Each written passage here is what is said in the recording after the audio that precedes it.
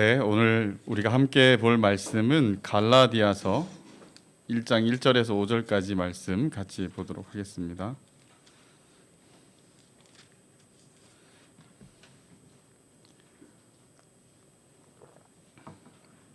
갈라디아서 1장 1절에서 5절까지 말씀 우리 같이 교독하고 5절 같이 읽도록 하겠습니다.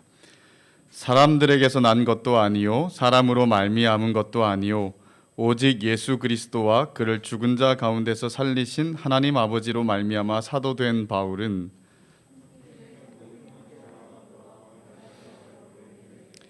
우리 하나님 아버지와 주 예수 그리스도로부터 은혜와 평강이 있기를 원하노라.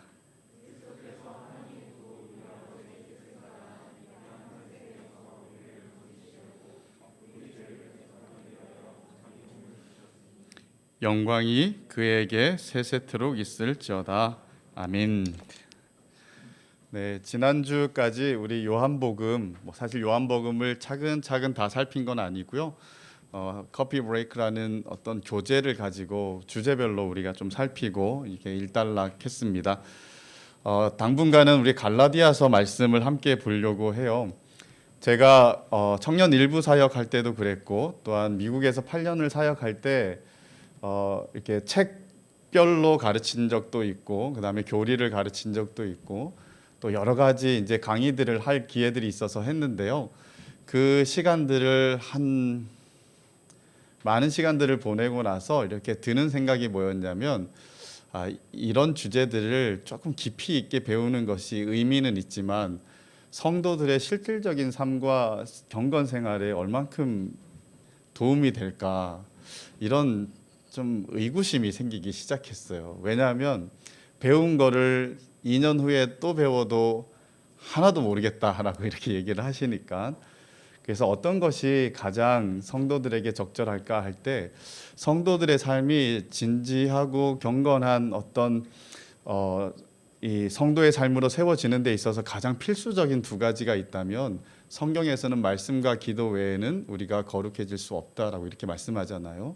그래서 사모하는 마음으로 성경 읽는 것과 또한 기도하는 것, 이 두 가지가 전제될 때 이 성도의 경건이 세워질 수 있는데, 우리는 성경 읽기에 얼만큼 잘하고 있을까? 그래서 가장 기본 중에 기본인 성경을 읽는 데서 실패하면 사실 우리 신앙생활 전반이 다 실패할 수밖에 없다라는 생각들이 많이 들었습니다.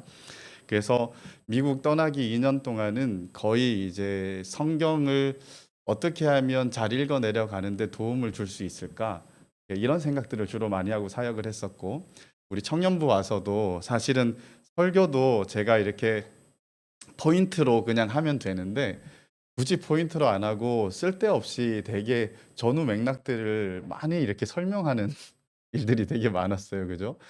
그렇게 하는 이유가 사실은 성경 전체적인 이해력이 조금 돼서 언제든지 개인적으로 성경을 읽을 때 본문이 이해가 잘 돼서 더 나아가 묵상도 잘 되고 할 수 있는, 그래서 재미가 있다, 그리고 뭔가 흐름이 연결된다라는 것들을 조금 도움을 주려고 많이 했었던 생각이 납니다.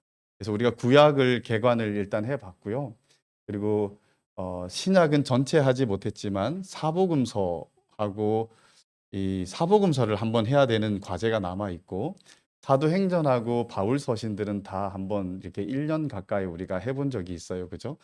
이번에는 그때 생각들을 하면서 이 바울의 전도 여행과 사도행전과 여러 가지 서신서에서 우리가 봤던 그 배경을 가지고 갈라디아서를 우리가 한번 보면서 이 갈라디아서 본문의 말씀들을 조금 깊이 묵상할 수 있는 시간들이 됐으면 좋겠다라는 생각이 듭니다. 그래서 비교적 본문을 좀 짧게 잡고 이제는 좀 설교를 해보려고 그러고요. 갈라디아서가 끝날 때쯤에는 아마 지금 우리 마을 목자님들 리더십들이 우리 공동체에 가장 영적으로 필요한 것이 뭘까 되게 고민하면서 주제를 우리가 함께 선정을 해보려고 하고 있어요. 시간이 조금 딜레이 되긴 하지만, 그래서 그걸로 우리 공동체가 함께 좀 집중해서 또 볼 수 있는 시간들로 이렇게 가려고 합니다. 그 전까지는 갈라디아 말씀을 우리가 좀 한번 묵상하고 가보도록 하겠습니다. 자, 루터라는 사람에게 로마서는 대단히 중요한 책이었는데요. 갈라디아서도 그랬습니다. 그래서 갈라디아서를 루터는 전체 6번이나 강해를 했습니다. 그리고 이 루터의 갈라디아서 강해가 웨슬리부터 해서 많은 사람들의 삶을 변화시키고 바꾸는 일들을 했던 교회사의 여러 가지 이야기들이 있습니다. 왜 루터는 갈라디아서를 6번이나 강해를 했을까 했을 때 본인이 생각할 때 이 갈라디아서는 대단히 중요하다라는 어떤 생각이 있었을 것 같아요. 그래서 그는 이런 말을 즐겨 했는데요. 나는 이 갈라디아서와 결혼했다. 그리고 이 책은 나의 캐서린이다라고 이렇게 얘기를 했습니다. 캐서린은 누구냐면 루터가 나중에 결혼을 하게 됐는데 결혼한 부인 이름이 캐서린이에요. 그래서 이 갈라디아서는 나는 갈라디아서와 결혼했고 갈라디아서는 내 부인이다라고 할 정도로 갈라디아서를 되게 즐거워하고 좋아했다라는 거죠. 왜 루터가 이 갈라디아서를 좋아했을까? 루터는 갈라디아서하고 대척점에 있다라고 생각하는 책이 몇 개 있었습니다. 그 중에 대표적인 책이 야고보서였거든요. 그래서 이 야고보서를 되게 안 좋아했어요. 번역은 했지만 자기가 이제 독일 말로 번역을 하는데 야고보서도 분명히 번역을 했지만 근데 이 야고보서를 어떻게 불렀냐면 지푸라기 서신이다라고 이렇게 말했어요. 왜냐하면 이 야고보는 이렇게 말하거든요. 사람이 행함으로 의롭다 하심을 받고 믿음으로만 아니니라라고 이렇게 말해요. 본인이 생각할 때는 이 종교개혁이 일어났던 당시에 로마 카톨릭의 부패와 이 타락의 정황에서 정말 성경이 가르쳐주는 오직 믿음으로 오직 은혜로 구원받는다라는 이 포인트를 놓쳤기 때문에 교회가 이렇게 타락하고 바닥을 치고 있다고 생각했는데 야고보서는 그와는 다른 이야기를 한다고 느꼈던 거예요. 그래서 믿음으로만 구원을 받는 것이 아니라 행함도 있어야 된다라는 이야기를 하는 것처럼 느껴져서 이거는 약간 지푸라기 서신이다라는 정도로 얘기를 했습니다. 물론 루터가 이렇게 오해했던 것처럼 오직 믿음과 또 이 야고보서의 행위 강조가 사실은 서로 배척되지 않습니다. 우리가 충분히 이거를 조화시킬 수 있는 게 있어요. 그래서 이 두 가지는 대척점에 있는 주제들이 아닌데요. 우리가 때가 되면 이 두 가지의 관계들을 우리가 한번 생각을 해 보려고 해요. 아무튼 루터는 이 야고보서는 싫어했지만 갈라디아서는 좋아했어요. 왜냐하면 이 짧은 서신서임에도 불구하고 로마서처럼 복음의 진수를 분명하게 드러내는 책이라고 생각을 했기 때문이죠. 그래서 루터에게 구원은 오직 은혜 그리고 오직 믿음으로 받는다라는 것이 중요했는데 그것을 가장 잘 보여주고 아주 짧게 명료하게 보여주는 책이 갈라디아서라고 생각을 했던 거예요. 갈라디아서 2장 16절 한번 찾아보십시오. 16절에서 21절 말씀을 제가 이렇게 띄어가면서 읽어볼게요. 사람이 의롭게 되는 것은 율법의 행위로 말미암음이 아니요 오직 예수 그리스도를 믿음으로 말미암는 줄을 알므로 우리도 그리스도 예수를 믿나니 이는 우리가 율법의 행위로서가 아니고 그리스도를 믿음으로써 의롭다함을 얻으려 함이라. 율법의 행위로서는 의롭다함을 얻을 육체가 없느니라. 21절 만일 의롭게 되는 것이 율법으로 말미암았으면 그리스도께서 헛되이 죽으셨느니라. 이렇게 말합니다. 즉 갈라디아서는 오직 믿음 외에는 우리가 구원 얻을 수 있지 않다. 행위는 안 된다라는 이야기를 분명하게 얘기해 줘요. 그리고 예수 그리스도께서 십자가에 죽으신 이유가 대속의 죽으심을 죽으신 것이지 우리의 어떤 행함이 거기에 더 뭔가 붙여질 수 있는 것이 아니다라고 이렇게 분명하게 얘기해 줍니다. 그래서 루터는 복음의 아주 순수한 이 선언들을 이 갈라디아서가 하고 있기 때문에 이것을 대단히 좋아하고 복음을 잘 드러내고 있다라고 생각을 했던 겁니다. 자, 이 갈라디아서가 어떻게 쓰여졌는지 우리가 간단하게 살펴보면 주제를 파악하는 데 도움이 될 것 같아요. 이 갈라디아서 배경과 이 주제에 대해서는 사도행전 13장과 14장을 보면 일단 우리가 조금 도움을 받을 수 있습니다. 사도행전은 28장으로 구성되어져 있는데 12장까지가 이제 예루살렘 교회를 중심으로 복음이 어떻게 확산되어져 가는지를 보여주고 있고 13장부터는 안디옥 교회를 통하여서 어떻게 복음이 또 다르게 확산되어져 가는지를 보여주고 있습니다. 이 12장까지는 베드로가 주요 인물이었다라고 한다면 13장부터는 바울이 이제 주요 인물이 되는 거죠.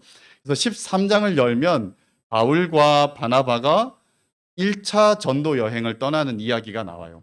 그래서 1차 전도 여행을 떠나는 이야기에서 그 1차 전도 여행지가 어디였냐면 배를 타고 구브로라는 섬에 갔다가 구브로 섬에서 이제 갈라디아 지역으로 가서 전도를 하게 되는 이야기가 나옵니다. 그래서 갈라디아 지역의 몇 개 도시를 돌고 다시 돌아와서 떠나게 되었던 수리아 안디옥 교회로 돌아오면서 이 1차 전도 여행이 끝나게 되죠.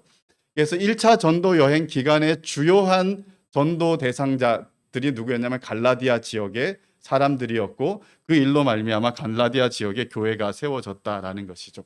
그래서 이 갈라디아서는 사람들마다 의견이 약간 다른데요. 바울이 쓴 가장 첫 번째 서신이다라고 이렇게 얘기를 합니다. 왜 첫 번째 서신이라고 본다면 이 정황을 봤을 때 이제 언제 쓰여졌냐면 갈라디아 교회를 세우고 나서 수리아 안디옥으로 들어왔어요. 돌아왔는데 그때 무슨 일이 일어나요. 15장에 보면 이 안디옥 교회에 이상한 유대주의 거짓 선생들이 들어와 갖고 교회를 어지럽게 하는 이야기가 나옵니다. 즉 구원은 믿음으로만 받는 것이 아니라 율법의 행위로서 함께 받는다라는 주장들을 하는 유대주의자들이 들어와서 시끄럽게 하는 일들이 있어요. 그래서 이 바나바와 바울은 이 문제를 해결을 해야 되겠다 해서 15장에 예루살렘 교회를 가게 됩니다. 그래서 그 예루살렘 교회에서 첫 번째 교회 회의라는 것이 열려요. 그래서 그 회의의 결과가 뭐냐면 이제 이방인들에게는 율법을 요구하지 않는다. 믿음으로 구원받는다. 단 네 가지는 주요하게 하는데 이 네 가지도 서로 율법의 최소한을 지키는 것이 아니라 유대인과 이방인들이 서로 교제하기 위한 최소한의 룰을 지킨다라는 정도로 하면서 율법을 구원의 어떤 조건으로서는 완전히 빼버리는 일들을 하게 되는 거예요. 그 공문서, 그렇게 결정이 난 공문서를 가지고 바울이 다시 갈라디아 지역에 가게 되는데 이때가 2차 전도 여행인 거예요. 그러면 이 갈라디아서는 어떻게 쓰여졌냐면 이 안디옥 교회 이상한 사람들이 들어와서 어지럽게 했을 때 그 시기 비슷한 시기에 이 갈라디아 교회도 동일한 유대주의자 선생들이 들어가서 교회를 어지럽게 했다라는 소식이 들린 거예요. 그래서 바울은 그 갈라디아 교회에 바로 이 갈라디아서를 써서 보낸 후에 이 예루살렘 회의로 내려갔을 거다라고 이렇게 보입니다. 여기 지금 간단하게 설명한 내용은 여러분 2019년도에 같이 했던 노란색 책자 있잖아요. 노란색 책자를 참고해 보시면 충분히 이해를 잘 할 거라고 생각이 들어요. 자, 여기에 나타났던 유대주의적인 선생들이 누구냐라는 거예요. 이 사람들은 유대 교회에 있었던 유대인들이었는데 예수를 접하고 예수의 복음을 받은 거예요. 그런데 예수의 복음 안에서 많은 것들이 정리가 되지 않았어요. 예수를 믿는 것과 유대교를 믿는 게 그렇게 뭔가 부조화스럽지 않았던 거죠. 자신들은 유대인이니까 태어나서 할례를 했고 그리고 모세 오경도 대단히 중요한 율법으로 지키고 있었고 그런 중에 예수를 믿었어요. 그러다 보니까 뭔가 좀 정확하게 이렇게 빗대기는 어렵지만 우리 보통 모태신앙처럼 뭔가 이렇게 구별되지 않은 상황에서 쭉 믿어와서 이 두 가지가 어떤 균형과 조화가 있는지를 이해하지 못한 채 그냥 이것도 하고 저것도 하고 한 거예요. 그런 중에 이방인 그리스도인들이 생기게 되니까 이 사람들은 유대인이 아니니까 일단 할례를 안 받는단 말이에요. 그리고 모세 율법을 모르니까 이것과 전혀 상관없이 지키니까 자신들이 이제 이상한 것들을 느끼기 시작한 거예요. 그래서 교회 안에서 자신들의 목소리를 크게 내기 시작하는데 유대인이 아닌 이방인 이 성도들도 할례를 받아야 된다. 그래야 구원받는다. 그리고 율법을 지켜야 된다. 그래야 구원받는다라는 것들을 목소리를 내서 이제 얘기하게 되죠. 그래서 이게 초창기 이제 교회에서 일어났던 큰 문제였고 사도행전 15장의 이 교회 회의가 이 문제를 일단 정리를 하게 된 거예요. 구원은 믿음으로 얻는 것이지 율법의 행위로 얻는 것이 아니다라는 것을 아주 분명하게 선언해서 복음이 복음되게 딱 선언한 그 회의가 바로 사도행전 15장의 예루살렘 회의다라고 이렇게 볼 수가 있어요. 자, 이런 상황에서 이제 편지를 썼는데 1장 6절을 보면 바울이 이렇게 얘기를 합니다. 그리스도의 은혜로 너희를 부르신 이를 이같이 속히 떠나서 다른 복음을 따르는 것을 내가 이상히 여긴다.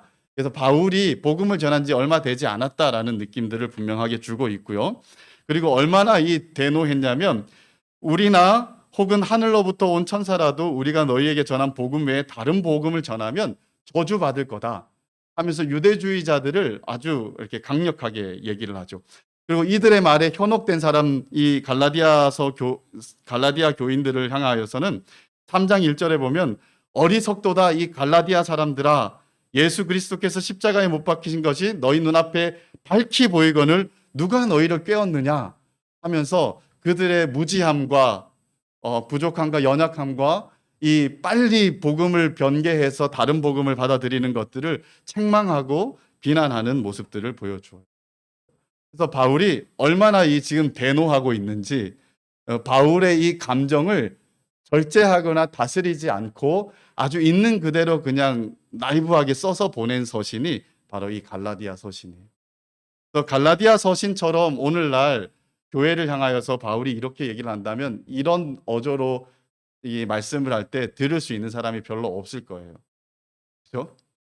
다들 마음이 상하거나 그 이야기가 아무리 맞다 하더라도 방법이 틀렸어라고 하면서 안 들을 거예요. 근데 이 바울이 생각했을 때는 이 문제는 영혼과 또 그렇지 않은 것들을 가르거나 진리와 비진리를 갈라내는 너무도 중요한 문제, 영혼의 문제가 달려 있었던 거기 때문에 이것은 단호하게 하지 않으면 안 될 때가 있는 거예요. 그죠? 그래서 바울은 더 강력한 어조로 자신의 전한 복음과 또 그들을 책망하는 모습들을 보여주고 있는 것입니다. 자, 이 바울이 이 복음을 전한 지 얼마 안 돼서 거짓 유대교 선생들이 들어와서 한 게 뭐냐면요. 아까 말했던 것처럼 바울이 믿음으로만 구원을 받는다라고 했는데 거기에다가 율법을 지켜야 되고 할례를 받아야 된다라는 것을 덧붙였어요. 덧붙이고 나서 또 한 게 하나 있는데 그게 뭐냐면 바울을 비난하는 거예요. 바울의 사도권은 정당하지 않다. 바울은 사실은 사도가 아니다라는 것들을 공격하면서 바울을 이제 깎아내리려고 하죠. 그래서 바울이 전한 복음을 깎아내리고 바울 자신을 깎아내려서 이중적으로 이제 공격을 하는 모습을 보여줍니다. 그래서 바울은 이 서신을 쓰면서 두 가지 방어를 해요. 어떻게 방어하냐면 내가 전한 복음은 하나님이 내게 주신 바른 복음이다 라고 자기가 전한 복음에 대한 변호를 하고 선언을 할 뿐만 아니라 또 자신의 사도권에 대해서 이렇게 얘기를 하는 사람들에게 나의 사도권 역시 내가 스스로 된 것이 아니라 사람으로부터 말미암은 것이 아니라 하나님이 나를 사도로서 세워주셨다. 그래서 이 두 가지 차원에서 자기의 복음을 변호하는 모습들을 이제 보여주고 있는 거죠. 그리고 5장에 가면 이 복음이 이신칭의의 복음에서 끝나는 것이 아니라 성령 안에서 어떻게 그리스도인이 자유한지 조금 더 넓은 차원에서의 이 구원과 이 이신칭의 복음뿐만 아니라 구원에 대한 전반적인 것들을 통하여서 사실 짧은 서신 안에 성도가 알아야 될 너무도 많은 것들을 담고 있는 것이 바로 이 갈라디아서라고 말합니다. 그래서 이 갈라디아서를 또 다르게 이제 제목을 붙이는데요. 그리스도인의 자유헌장 뭐 이렇게 불러요. 혹시 마그나 카르타라는 말 들어봤나요? 이 영국 역사에 나오는 어떤 그 대헌장, 자유의 대헌장을 얘기할 때 마그나 카르타 얘기하잖아요. 그래서 그리스도인의 마그나 카르타라고 이렇게 얘기를 합니다. 그래서 이신칭의 복음과 그리스도인의 자유에 대한 이야기들을 균형 있게 다루고 있는 것이 바로 이 갈라디아서다라는 것입니다. 자, 이 갈라디아서는 1절에서 5절까지 문안 인사인데 생각보다 문안 인사가 길어요. 보통의 문안 인사는 2절에 끝나거든요. 그런데 여기는 5절에 걸려서 꽤나 길게 쓰여 있는 것을 볼 수가 있습니다. 보통 문안 인사는 간단하게 하면 3가지 요소가 있어요. 누가 보낸다, 그리고 누가 받는다, 그리고 보내는 사람이 받는 사람에게 하는 문안 인사, 은혜와 평강, 이 공식적인 것처럼 보일 정도로 일치하는 공통된 부분들을 볼 수 있는데요. 오늘 이 갈라디아서의 문안 인사가 이렇게 길어지는 것을 보면 수식 어구가 많아요. 수식 어구가 은혜와 평강이 하나님 아버지와 예수 그리스도로부터 오는데 하나님이 누구시고 그리고 예수 그리스도가 누구신지에 대해서 더 붙여서 이야기하는 모습들이 있기 때문에 길어지는 것을 볼 수가 있습니다. 그리고 갈라디아서가 바울이 쓴 가장 첫 번째 서신이라고 한다면 그 말이 가지고 있는 의미가 또 뭐냐면요. 신약 성경에서 가장 먼저 쓰여진 책이 갈라디아서다라는 거예요. 다른 복음서보다도 먼저 쓰여진 책이 갈라디아서인 거예요. 그러면 1장 1절에서 5절까지 딱 열면 사실 4절에 가면 그리스도께서 하나님 곧 우리 아버지의 뜻을 따라 이 악한 세대에서 우리를 건지시려고 우리 죄를 대속하기 위해 자기 몸을 주셨다. 즉 예수 그리스도가 십자가에 못 박혀 죽으신 이유가 뭔지 그 이유를 설명한 제일 첫 번째 글이 되는 거예요. 이게. 그죠?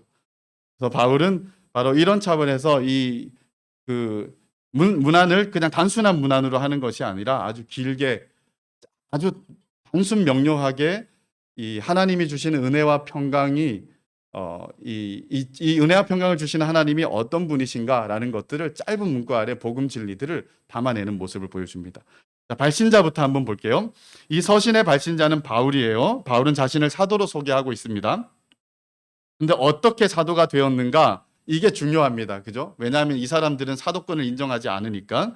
그래서 자신은 사도가 됐는데 어떻게 사도 됐냐면 오직 예수 그리스도와 예수를 죽은 자 가운데서 살리신 아버지 하나님으로 말미암아 사도가 되었다. 사람을 통해서 된 것이 아니다라는 이야기를 하고 있습니다. 즉 바울은 자신의 사도권을 변호하면서 사람이 아니라 삼위 하나님으로부터 기인했다. 나의 사도권은 신적 기원을 가지고 있다라는 것을 명확하게 밝히고 있는 거죠.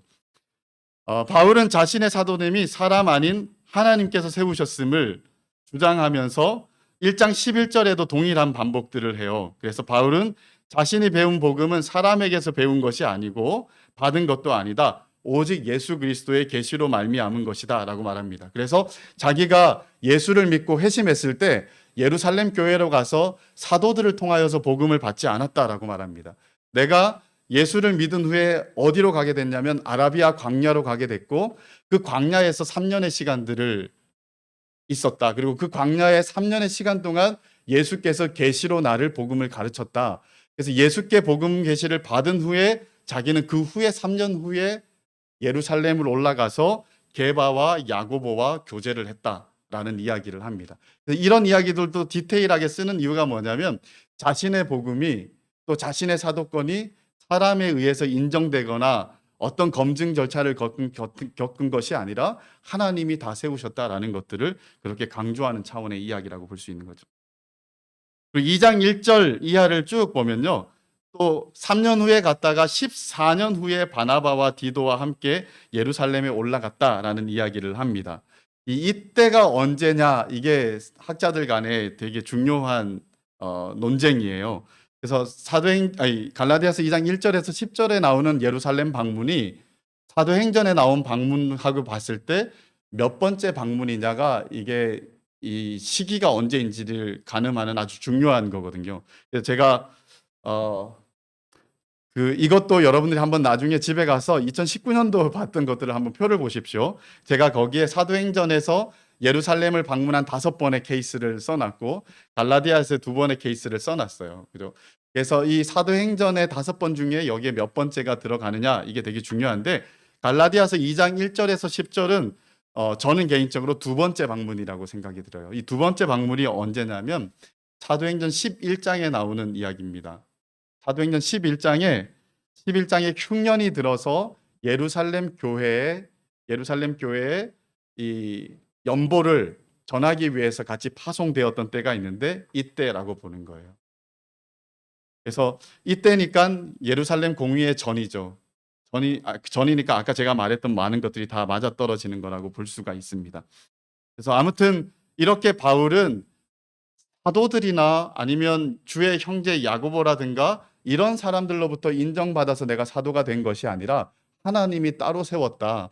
그리고 이들도 나를 인정해서 나는 이방인에게로 베드로는 유대인에게로 가는 서로의 길을 인정하고 축복하며 친교의 악수를 했다라는 이야기를 하고 있는 것입니다. 갈라디아서 1장 12절과 12절에서 17절까지의 말씀을 한번 눈으로 보고 한번 따라와 주십시오. 이는 내가 사람에게서 받은 것도 아니요 배운 것도 아니요 오직 예수 그리스도의 계시로 말미암은 것이다. 내가 이전에 유대교에 있을 때 행한 일을 너희가 들었거니와 하나님의 교회를 심히 박해하여 멸하고 내가 내 동족 중 여러 영갑자보다 유대교를 지나치게 믿어 내 조상의 전통에 대하여 더욱 열심히 있었으나 그러나 내 어머니의 태로부터 나를 택정하시고 그의 은혜로 나를 부르시니가 그의 아들을 이방에 전하기 위하여 그를 내 속에 나타내시기를 기뻐하셨을 때에 내가 곧 혈육과 의논하지 아니하고 또 나보다 먼저 사도된 자들을 만나려고 예루살렘으로 가지 아니하고 아라비아로 갔다가 다시 다메섹으로 돌아갔노라라고 이렇게 말합니다. 자, 자신의 부르심, 자신의 사도권, 자신의 복음이 철저하게 예수 그리스도로부터 말미암았다라는 것들을 이야기하고 있는 거예요. 그래서 본인의 이 입장을 공고하게 하고 나서 10절에서 이렇게 말합니다. 내가 사람들에게 좋게 하겠느냐? 하나님에게 좋게 하겠느냐? 사람들에게 기쁨을 구하겠느냐? 내가 지금까지 사람들의 기쁨을 구하였다면 그리스도의 종이 아니다라고 하면서 자신의 부르심을 그렇게 이해하고 있는 거예요. 그래서 이 바울의 변호에는 두 가지 생각을 해야 돼요. 공격에 대한 변호이긴 하지만 사실은 바울이 어떤 생각을 가지고 사역을 하고 있는지를 보여주는 너무 중요한 단서인 거예요. 그죠? 바울은 자기가 사도가 되었는데 내가 하고 싶어서 된 것이 아니라 하나님이 나를 세워서 하고 있고, 그래서 하나님이 나를 세우셨기 때문에 나는 이거를 목숨 걸고 하고 있고 진리를 담보하고 있는 거기 때문에 진리에 목숨 걸고 있다라는 것들을 아주 철저하게 보여주고 있는 거예요. 우리는 사도는 아니죠. 우리는 사도는 아닌데 그럼에도 불구하고 바울이 이렇게 사도권에 대한 주장을 하는 데서 우리 배울 수 있는 게 분명히 있습니다. 그게 뭐냐면 바울이 자신을 이해하는 방식이에요. 그죠? 하나님의 철저한 부르심 속에서 자기를 이해하고 있다라는 거. 내가 왜 복음을 전하고 있고, 내가 왜 갈라디아서를 써야 되고, 내가 왜 예루살렘 교회에 가서 이 논쟁을 해야 되고, 또 심지어 베드로하고도 싸워야 되고, 갈라디아서 2장에 보면 베드로하고 싸운 이야기가 나와요. 그래서 이제 여기에 대해서 제목을 거장들의 싸움이라고 얘기를 해요. 많은 사람들이 다 이렇게 들어가 있기 때문에 바울에겐 되게 부담스러운 일이었을 거예요. 예루살렘 야고보와 베드로 이런 사람들하고 싸운다라는 게 말이 되겠습니까? 그죠? 그런데도 불구하고 복음을 희석시킨다라고 생각되었을 때는 싸울 수밖에 없었던 일들이 있었다라는 것을 객관적으로 적어내고 있는 거예요. 근데 바울은 왜 이런 싸움들을 해야 되고 왜 이런저런 것들을 해야 되느냐 했을 때 그 모든 것들을 하나님께서 나를 부르신 그 부르심에 비추어서 다 이해하고 감당하고 있다라는 거예요. 내 삶이 어떻게 시작되었는가? 그리고 내 삶이 어떤 이유를 가지고 있고 어떤 목적을 가지고 있는가? 하나님이 내게 주신 소명과 비전은 무엇인가? 이 모든 것들이 다 하나님으로부터 말미암았다라는 것들을 알았기 때문에 이 땅에서 자기의 삶을 목숨 걸고 충성스럽게 살아갈 수 있었다라는 것입니다. 우리는 바울의 이런 자기 인식들을 보면서 우리가 우리를 어떻게 인식하고 있는지를 좀 돌아봐야 돼요. 그렇죠? 우리의 기원은 무엇인가? 내 진정한 삶은 어떻게 시작되었고 우리가 살아가는 이유와 목적은 무엇인가? 우리는 어떤 소명과 비전을 가지고 살아가고 있는가? 그죠? 이게 하나님의 부르심과 이게 연결이 되어서 이해되고 있는지 한번 생각해 보십시오. 왜 우리는 이 자리에 있고 수고로움에도 불구하고 사부 예배를 드렸는데 또 한번 예배를 드려야 되는가? 그죠? 그리고 왜 이 자리에 앉아 있을 뿐만 아니라 심지어 이번 마을 목자, 목자 찬양팀 등으로 계속해서 이렇게 세상 사람들이 볼 때는 시간을 낭비하는 것 같은 모습으로 우리는 이 자리에 있는가? 나는 왜 직장을 다녀야 되는가? 단순하게 돈을 벌기 위해서? 나는 왜 결혼을 해야 되는가? 왜 쪽방촌과 아울리치를 해야 되고 국내 선교 사역들을 해야 되는가? 그죠? 이 모든 것들을 하나님이 나를 부르신 부르심에서 우리가 이해하고 감당하지 않으면 안 된다라는 거예요. 연말에 이 사람을 세울 때가 되면 착한 사람들이 있어요. 착한 사람들. 예. 이렇게 안 하면 착하지 않다라는 건 아니에요.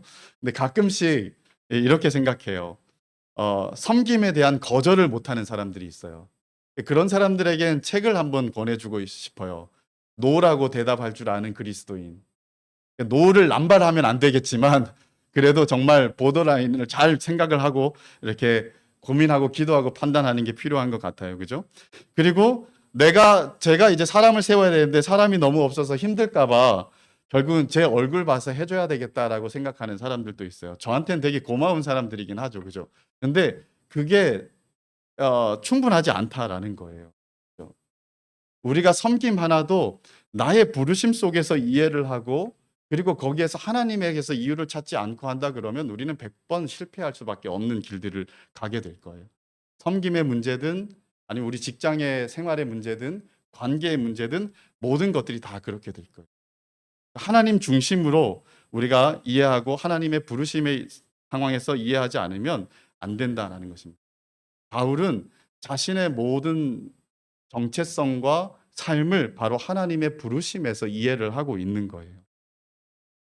내가 왜 이렇게 지루한 싸움을 또 싸워야 될까? 에이, 다 귀찮다. 그냥 나 혼자 신앙생활 하자 해서 산에 올라가고 그냥 외진데 가서 그냥 평생 하나님만 섬기다가 그렇게 죽은 것이 아니라 그냥 자기를 아무리 그렇게 괴롭게 하는 사람이 많았음에도 불구하고 계속해서 부딪히면서요. 그래서 갈라디아서 6장 17절에 보면 이제부터는 나를 괴롭게 하지 마라. 나는 예수 그리스도의 흔적을 가졌노라라고 하면서 얘기를 해요. 그러니까 자신이 마음이 진짜 많이 부담스럽게 괴로운 게 많았다라는 얘기죠. 그럼에도 불구하고 그 일들을 감당하고 있는 거예요. 왜? 하나님의 부르심에 그 이유가 있기 때문에. 이게 바로 바울이 자신의 삶을 살아갔던 방식입니다. 그리고 참된 성도들이 자신의 삶을 살아가야 될 방식이에요. 그래서 바울의 고백처럼 하나님은 우리 한 사람 한 사람도 다 이렇게 합니다. 어머니의 태로부터 택정하셨고 은혜로 부르셨다. 여기에 해당되지 않는 사람이 없는 거예요. 믿는 사람 중에는. 왜 그럴까 했을 때 그의 아들을 이방에 전하기 위하여 그를 내 속에 나타내기를 기뻐하셨다라는 거예요. 하나님은 우리를 태로부터 아니 모태에 조성되기 전부터 우리를 아시고 택하셨고 은혜로 부르셨는데 왜 우리를 은혜로 부르셨냐면 우리 안에 예수님을 나타내기를 기뻐하셨기 때문이라는 거예요. 아들을 구원을 위해서 내어주신 하나님이 예수를 자랑하지 않고 예수를 나타내지 않고 예수를 믿게 하지 않으면 말이 안 되는 거잖아요. 그죠? 아들을 주셨던 것만큼 우리 안에 주신 그 아들을 나타내기를 기뻐하시는 것이 하나님의 마음이라는 거예요. 주신 이유와 목적들을 분명히 알고 아들을 누릴 줄 알게 만드는 것이 또 하나님이 가지고 있는 열망인 거예요. 그래서 모태에 조성되기 전부터 선택하셨던 그들 가운데 그들 안에 예수님을 나타내시는 열심을 가지고 예수님은 우리에게 예수님을 나타내고 계신 거예요. 그렇게 나타내시는 또 하나의 이유가 뭐냐면 우리로 하여금 이방에 그것들을 전하게 하기 위해서 예수를 나누고 예수를 전하게 하기 위해서 우리에게 그렇게 하셨다라는 거죠. 성경 창세기부터 요한계시록까지 하나님이 성도에게 요구하시는 것이 너무도 분명해요. 예수를 인격적으로 알고 누리는 것과 그 예수를 전하는 것. 이 두 가지가 너무도 명백하게 창세기 12장 3절부터 그리고 성경 전체를 관통하면서 계속 우리에게 말해 주는 거죠. 그래서 전해야 된다라는 것이 먼저 포커스가 있는 게 아니에요. 이것도 중요한 것인데 이거 앞서서 선행되어져야 되는 게 뭐냐면 하나님이 우리 안에 예수를 나타내기를 기뻐하신다라는 거. 기뻐하신다. 예수를 나타내기 기뻐하신다라는 말이 다른 말로 하면 우리를 부르시는 것과 관계가 있는 거죠. 바울은 이 이해를 다 가지고 자신의 사명과 자신의 존재를 이해하고 있었다라는 것입니다. 사랑하는 우리 청년 이부 여러분, 우리는 우리를 어떻게 이해하고 있는가요? 조금 더 투철하게, 철저하게 이 말씀 안에서 하나님 안에서 우리를 좀 이해하고 우리의 삶의 방향과 목적과 이유와 이 모든 것들을 좀 재정비하고 가야 되지 않을까 싶습니다. 우리는 너무 신앙생활을 오래 해오고 알 것 다 안다라는 것 때문에 사실은 기초가 다 무너져 있어도 다시금 기초를 세우려고 생각하지 않을지 몰라요. 그죠? 여기에 1:1 양육이라든가 세가족 교육들을 다 받아봐서 알겠지만 너무 ABC잖아요. 그죠? 모르는 거 있습니까? 다 알아요. 그죠?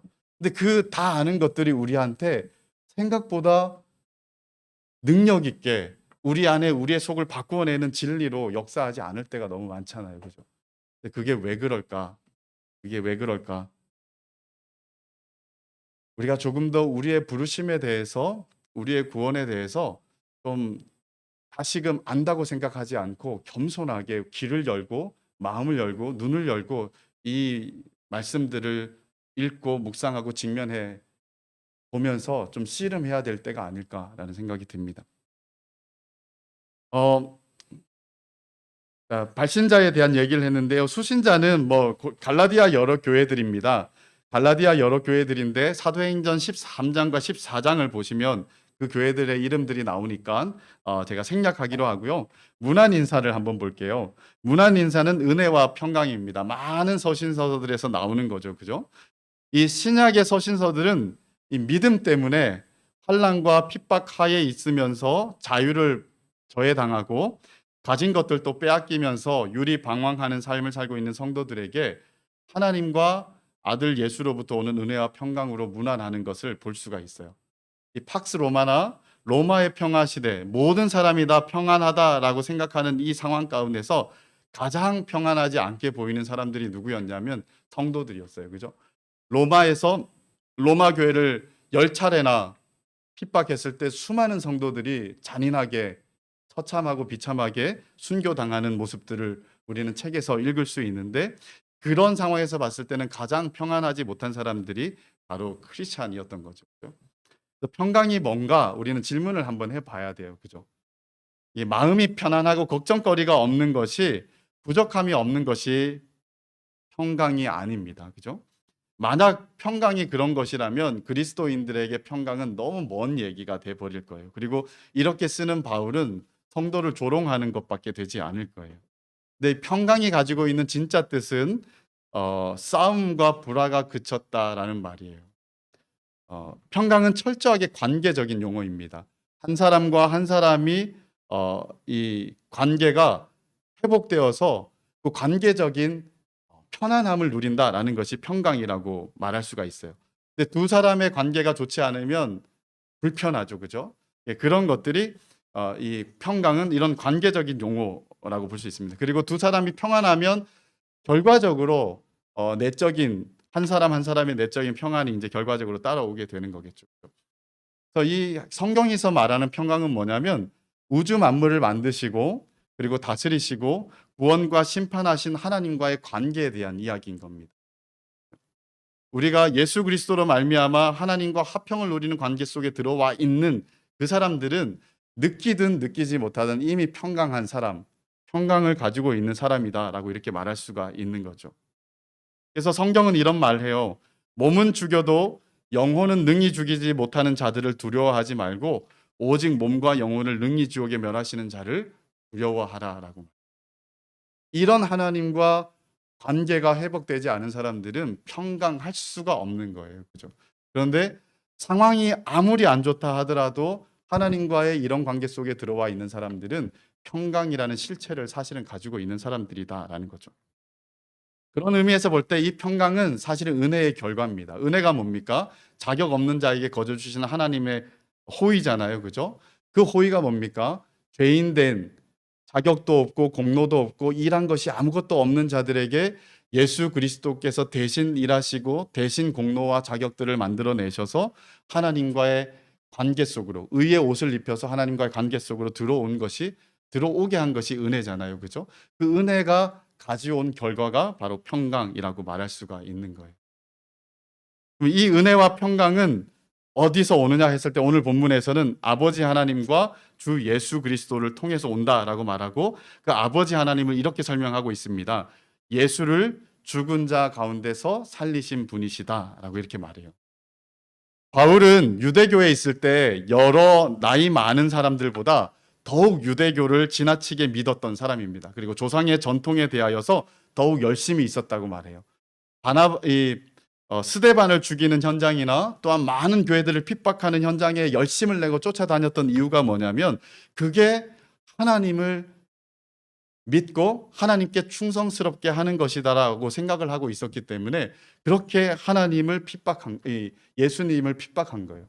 왜? 예수님을 핍박하는 일이 하나님을 섬기는 일이라고 생각을 했던 거죠. 그런데 다메섹 도상에서 누구를 만났냐면 부활하신 예수 그리스도를 만난 거예요.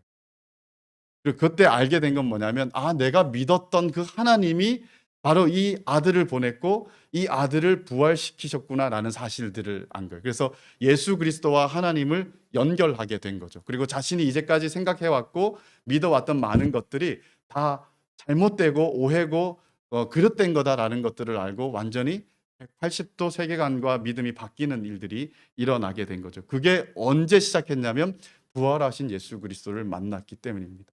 그래서 오늘 이 본문 안에서도 아주 짧은 상황에서 하나님을 설명하는데 사랑이 많으신 하나님 뭐 여러 가지로 이게 수식어구를 붙이는 것이 아니라 바로 아들 예수를 죽은 자 가운데서 살리신 분. 이 안에는 요한복음에서 예수님이 하셨던 모든 것들이 다 들어가 있는 거예요, 사실은. 그죠? 유대인들이 하나님을 믿지만 예수를 배척했잖아요. 그죠? 근데 이 두 가지를 연결해 버린 거예요. 그게 언제 일어났냐? 부활하신 예수 그리스도를 만났을 때 그 일이 일어났다라는 거예요. 사랑하는 여러분, 우리 본문 성경을 이렇게 읽을 때 아주 간단한 문구인데 그 문구 속에서 느껴지는 그 진리의 풍성함과 오묘함과 위대함과 파워풀한 것들을 경험해 본 적이 있습니까? 아니면 이런 것들이 벌써 이미 알기 때문에 죽은 은유처럼 그냥 별로 우리한테 감동을 주지 못하는 걸로 이렇게 슥슥 넘어가고 있습니까? 그죠? 죽은 자 가운데서 아들을 살리셨다라는 것은 정말 어디에서 봐도 찾기 어려운 놀라운 일이거든요. 근데 우리한테는 너무 어 많이 들어왔기 때문에 놀라운 일이 더 이상 아닌 거예요. 그죠? 그래서 이게 하나님한테는 일상이다라고 생각해서 하나님을 인정하는 차원에서 그런다기보다는 우리도 감이 많이 떨어지는 거예요. 하나님이 일으키신 일들이 얼마나 놀라운지 자꾸 잊어버리고 이 진리를 대할 때도 우리 안에 진리의 이 무거움과 무게감과 이 진리의 위대함들을 자꾸 놓치면서 이 진리의 영향을 받지 않는 방식으로 자꾸 성경을 우리가 읽어 내려갈 때가 많아지고 있는 거예요. 그래서 바울은 이거 진리 하나하나 쓸 때 그냥 대충 쓰지 않았을 거예요. 종이값도 비쌌고, 그죠? 그래서 뭔가 선별해서 썼을 거예요. 그죠? 선별해서 쓰면서 되게 아주 정제되고 절제되고 압축된 이야기들로 썼을 겁니다. 본인이 쓰면서도 그 진리에 감탄하면서 썼을 거라고 생각이 들어요. 그래서 우리는 이 본문들을 읽으면서 아주 짧은 어구 속에서도 담겨 있는 복음 진리의 위대함들과 영광스러움들, 은혜로움들을 우리가 맛보면서 읽는 성경 읽기 방식들을 회복해 내어야 될 것 같아요. 자, 다시 살아나신 주 예수 그리스도를 오늘 본문에서는 이렇게 말해요. 하나님 곧 우리 아버지의 뜻을 따라서 이 악한 세대에서 우리를 건지시려고 우리 죄를 대속하기 위하여 자기 몸을 주신 분이시다. 자, 이 갈라디아서는 아까 말했던 것처럼 이 예루살렘 회의 앞서서 쓰여진 거라고 봤을 때는 AD 48년 이전에 쓰여진 최초의 책이라고 볼 거예요. 그죠? 앞서 말했듯이 그런 차원에서 본다면 성경 모든 신약 성경 중에서도 가장 먼저 쓰여진 것이 1장 1절에서 5절까지의 말씀이라고 볼 수 있는 거죠. 그죠? 왜 예수님이 오셨고 왜 예수님이 대속의 죽음을 죽으셨는가를 아주 명료하게 짧은 문단에 써놨던 거예요. 그리스도께서 하나님 곧 우리 아버지의 뜻을 따라 이 악한 세대에서 우리를 건지시려고 우리 죄를 대속하기 위하여 자기 몸을 주셨다라고 이렇게 이야기를 하고 있습니다. 예수님은 이 땅에서 보냄받은 분이세요. 이 땅에 보냄받으신 분이고 요한복음에서는 이를 계속해서 얘기하고 있는 것을 봅니다. 그리고 예수님은 이 땅에서 계속해서 얘기할 때 자신은 보냄받은 자고 아버지의 뜻을 따라 살고 죽으셨다라고 이렇게 말해요. 그런데 그 죽음이 어떤 죽음이었냐면 대속적 죽음이었다라고 말합니다. 죄를 대속하기 위해서 자기 몸을 찢고 피를 흘리면서 대속의 죽음을 죽으셨다라는 거죠. 우리가 구원이라는 말을 쓸 때 속량이라는 말을 많이 씁니다. 속량. 이 속량은 전쟁이나 이 노예를 몸값을 주고 사서 이 사람을 풀어주는 것, 해방시키는 것을 속량이라고 불러요. 그리고 몸값이라고 해당되는 것을 주는 것을 랜섬, 대속물이라고 그래요. 대속물. 그죠? 그래서 대속적 죽음을 죽었다라는 것은 뭐냐면 이 노예나 죄인들을 구원하기 위해서 대가를 지불하며 죽으셨다라는 이야기를 하고 있는 거예요. 그래서 이걸 다른 말로 이 구약에서는 속전이라고 이렇게 부르는데 이 속전 없이는 결단코 우리 죄가 해결될 수 없다라는 것이 성경에서 끊임없이 가르쳐 주는 이야기였습니다. 그래서 예수님은 우리를 구원하기 위해서 자신을 대속적 제물로 주셨는데, 속전으로 주셨는데, 그게 바로 자기 몸을 찢고 피를 흘려서 우리 대신 죽어야 되기 때문에 그렇게 하셨다라는 것입니다. 그래서 예수님이 이렇게 죽으셔서 우리의 구주가 되셨다라는 것만으로도 5절에 영광이 그에게 세세토록 있을지어다, 그가 영원토록 찬양받아 마땅하다라고 이제 얘기를 하고 있는 거예요. 자, 우리는 구원받은 사람이고 바울이 받은 구원을 동일하게 함께 받은 사람인데, 우리는 예수 그리스도의 구속의 은혜들을 생각하면서 주체할 수 없는 이 하나님께 영광 돌리는 찬양들을 얼만큼 하고 있나요? 계시록 4장과 5장에 나오는 24장로의 예배를 생각해 보십시오. 자기들에게 베풀어진 보좌가 있음에도 불구하고 그 보좌에 앉을 자격이 없다 생각하고 보좌에서 내려와서 꿇어 엎드려서 왕관을 주신 그 왕관을, 금면류관을 벗어서 하나님의 보좌 앞에 던지면서 꿇어 엎드려서 경배하는, 이게 바로 구속받은 자의 놀라운 하나님에 대한 감격과 감사의 자세가 아닌가 싶어요. 그죠? 이런 24장로의 자세를 가지고 우리가 평생을 예배해도 예배해도 모자라지 않을 텐데, 우리가 드리는 이 일주일에 한 번의 예배를 통해서도 그런 감격들이 잘 안 돼요. 우리는 거꾸로 생각해요. 그죠? 오늘 어떤 설교를 통해서 내가 얼마큼 은혜를 받느냐, 이렇게 생각을 하잖아요. 그죠? 근데 우리는 이미 이 자리에 나와 있다라는 것이 어떤 면에서는 내가 구원받았다라는 것의 어떤 열매일 수 있어요. 증거는 아니지만 열매일 수 있단 말이에요. 내가, 하나님이 나를 구원하셨기 때문에 이 자리에 나와서 앉아 있는 거예요.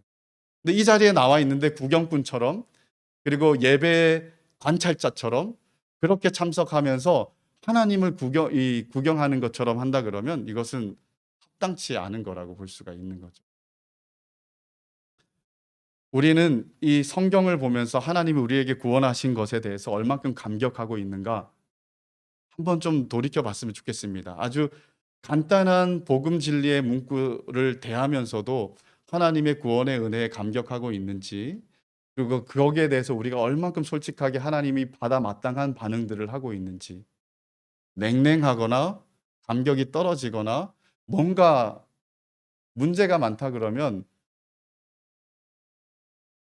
영혼의 참된 의사인 하나님께 나가야 되지 않겠습니까? 우리를 고쳐주십시오. 그죠? 그래야 해결책이 생길 텐데, 이 상태에서 계속 1년을 더하고 2년을 더하고 3년을 더한다 그러면 이게 나중에 어떤 일이 벌어질까요? 저도 잘 모르겠습니다.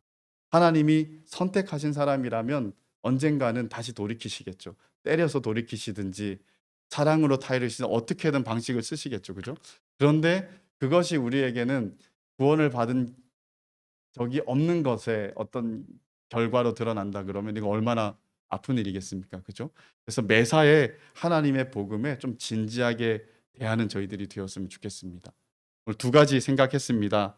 뭐냐면 예수 그리스도의 이 짧은 구원의 복음 진리가 우리한테 얼만큼 영향을 주고 있는지, 우리의 상태를, 복음 진리 앞에 서 있는 우리의 상태를 좀 봤으면 좋겠고요.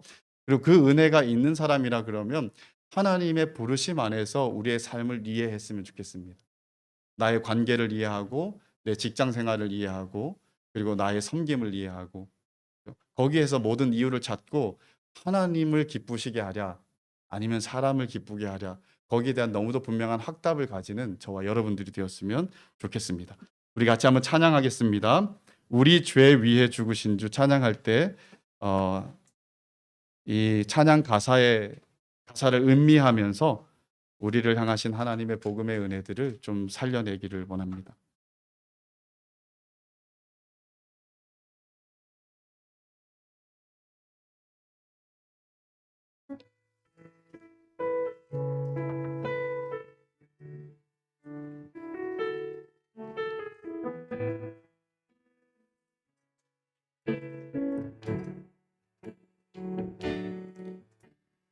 우리 죄 위해 죽으신 주, 십자가 그 사랑 감사하네. 날마다 주의 형상대로 변화되리라.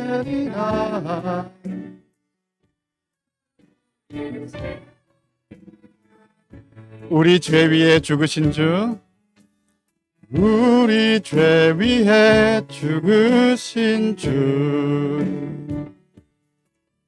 십자가 그 사랑 감사하네. 날마다 주의 형상대로 변화되리라. 십자가 우릴 새롭게 하리. 놀라운 사랑, 놀라운 사랑.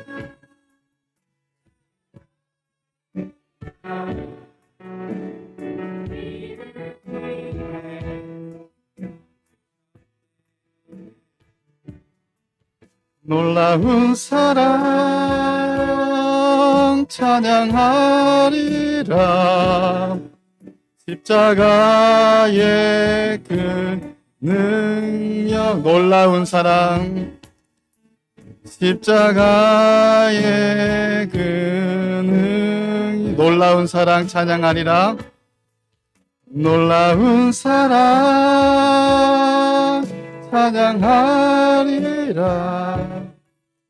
우리를 위해 생명 주셨네.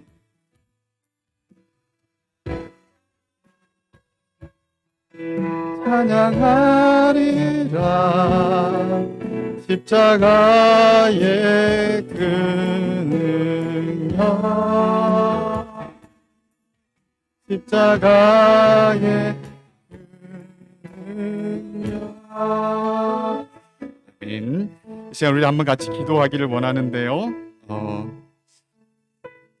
우리가 알고 있는 너무도 분명하고 확실한 복음의 진리가 우리에게 매 순간 묵상하고 대면할 때마다 그 복음 안에 있는 은혜와 복음 안에 있는 소망과 복음 안에 있는 능력과 영광들이 함께 새록새록 사라지는 건지, 아니면 지식적으로만 머물러 있는지, 우리가 뭔가 복음을 대하는 그릇되고 잘못되고 뭔가 병든 사람처럼 있다 그러면 하나님 복음으로 우리를 다시 회복시키시는 하나님의 수술, 하나님의 치유하심이 있게 해주십시오.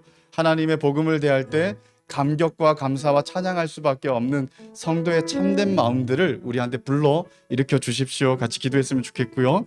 또한 나의 정체와 나의 삶을 이해할 때 있어서 하나님이 나를 부르셨다, 하나님의 부르심 속에서 내 삶과 내 존재를 이해하고 또 그렇게 살아낼 수 있는, 매 순간순간 그렇게 살아낼 수 있는 저희들의 삶이 되도록 하나님 간섭해 주시도록, 바울과 같은 그 정도의 강도로 우리도 동일하게 붙잡게 살 수 있도록 도와주시도록 우리 한번 같이 하나님께 간구하겠습니다. 기도하겠습니다. 살아계신 하나님, 이 시간에 우리 청년의 부패의 지체들 한 사람 한 사람을 주께서 다 붙잡아 주십시오. 하나님, 우리가 주님을 믿기 때문에 이렇게 신앙생활을 하고 있는데 날씨가 더워지거나 또한 여러 가지 힘든 일들이 생기거나 코로나 때문에 하나님 많은 것들이 무너져 있는 상황에서 우리의 영적인 감각들도 다 마비되어 있는 상황들이 참 많습니다. 하나님의 복음의 말씀이 들려도 읽어도 또한 뭔가 우리를 자극하지 않고 생각하지도 않고 그냥 하나님 말씀이 없어도 살아갈 수 있었던 사람처럼 그렇게 살아가고 있는 저희들의 이 부족하고 연약하고 병든 모습들을 주께서 긍휼히 여겨주시고 찾아와 주셔서 성령으로 우리의 귀를 열어주시고 마음 눈을 밝혀주시기를 간절히 소망합니다. 주님의 말씀을 펴서 읽기만 해도 그 말씀의 진리들이 우리 가운데 정말 말할 수 없는 영향력을 미치고 우리를 일깨우고 우리를 살리고 우리를 치유하고 회복시키시는 일들이 하나님 일어나게 해주십시오. 그리고 정말 그 복음 진리 가운데 하나님이 우리에게 베풀어 주신 마음과 은혜들이 하나하나 다 짚어지고 감사할 수밖에 없는 저희들의 삶이 될 수 있도록 도와주십시오. 또한 하나님, 바울이 자신의 부르심 속에서 하나님의 뜻을 이해하고 그렇게 자신의 정체와 자신의 삶을 살아갔던 것처럼 우리의 모든 삶도 하나님의 부르심 속에서 이해할 수 있도록 도와주십시오.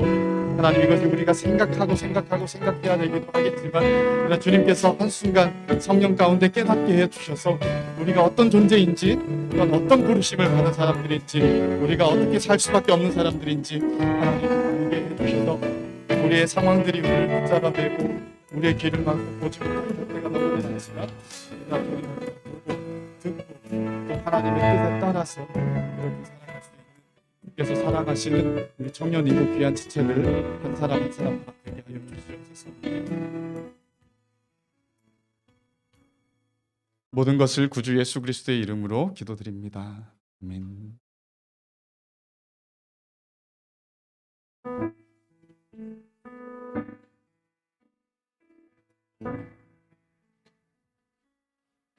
네, 6월 20일 코인오니아를 시작하겠습니다.